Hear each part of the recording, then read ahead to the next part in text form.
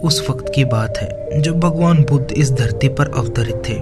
एक व्यक्ति जिसके पास धन दौलत की कोई कमी नहीं थी, उसके पास जीवन काटने वाली पत्नी और राम लक्ष्मण जैसे 2 बच्चे थे और उसके पास सब कुछ था।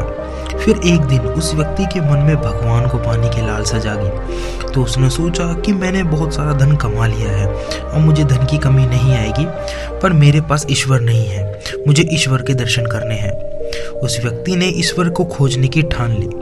फिर उसने कई सारे मंदिरों और धर्म स्थानों का निर्माण करवाया, पर उसे ईश्वर के दर्शन नहीं हुए। फिर उसने दान पुण्य करना शुरू किया। उसके खजाने से कई सारा धन दान पुण्य में ही लगा दिया, फिर भी उसे ईश्वर नहीं मिले।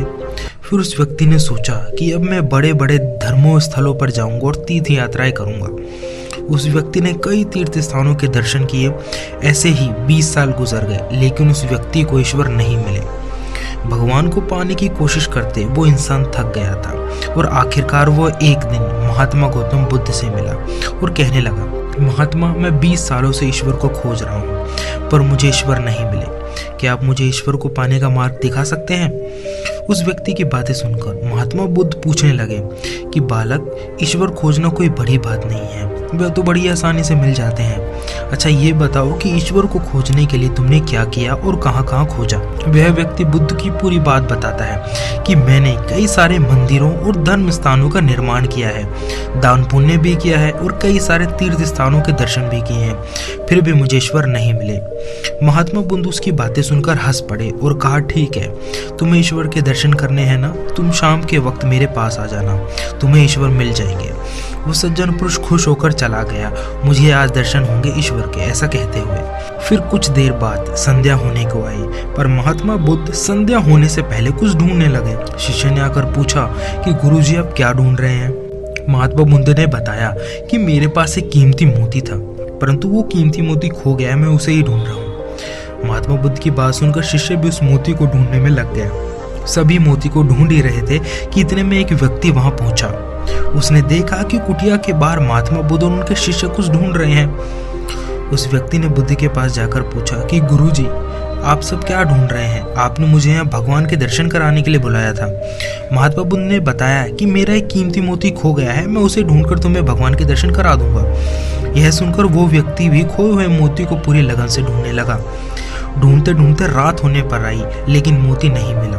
वह व्यक्ति परेशान हो गया। फिर महात्मा बुद्ध से पूछा कि गुरुजी, आखिरकार आपने उस मोती को आखिरी बार कहाँ देखा था? ठीक से याद कीजिए। महात्मा बुद्ध सोचकर बोलते हैं, मैंने आखिरी बार उस मोती को अपनी कुटिया के अंदर देखा था। यह सुनकर वह व्यक्ति थोड़ा गुस्सा हो गया और बुद्ध से कहने लगा, लगता है कि आप में थोड़ी भी अकल नहीं है। अगर मोती आपकी कुटिया के अंदर गुम हुआ है तो कुटिया के अंदर ही मिलेगा ना, बाहर थोड़ी ना मिलेगा। आप सब व्यर्थ के इधर उधर ढूंढ रहे हैं और मुझे भी अपने साथ ही ढूंढवा रहे हैं। आप अपना तो समय व्यर्थ कर रहे हैं, पर दूसरों का भी समय आपकी वजह से व्यर्थ हो रहा है। फिर महात्मा बुद्ध उस व्यक्ति के सामने मुस्कुराने लगे। यह देखकर वह व्यक्ति बोला कि महात्मा, आप हंस रहे हैं, मुझे कुछ समझ नहीं आया। महात्मा बुद्ध बोले, वत्स, मैं तुम्हें यहाँ बुलाकर यही समझाना चाहता था कि ईश्वर को तुम 20 सालों से बिना सोचे समझे इधर उधर ढूंढ रहे हो। तुमने कभी ये सोचा कि ईश्वर कभी खोजने से नहीं मिलेंगे?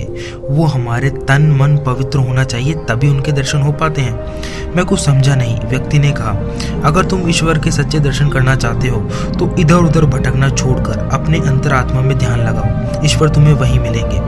अपने अंदर के ईश्वर को तुम देखोगे और हर जगह हर इंसान में तुम्हें बस ईश्वर ही दिखाई देगा। महात्मा बुद्ध की अमृत भरी वाणी सुनकर उस व्यक्ति को अपनी गलती का एहसास हो गया कि जिस भगवान को वो बाहर ढूंढ रहा था, असल में वो उसके अंदर ही थे। और वह बुद्ध के चरणों में गिर पड़ा और माफ़ी मांगते हुए कहने लगा, मैंने व्यर्थ ही अपने जीवन के 20 सालों को बर्बाद कर दिया है। काश मैं आपसे पहले मिला होता और ईश्वर मुझे अब तक प्राप्त हो जाते।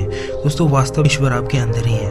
अगर आपको ये वीडियो थोड़ी सी भी अच्छी लगी हो और ऐसी और वीडियोस के लिए हमारे चैनल को सब्सक्राइब करें और वीडियो को लाइक करना बिल्कुल ना भूलें।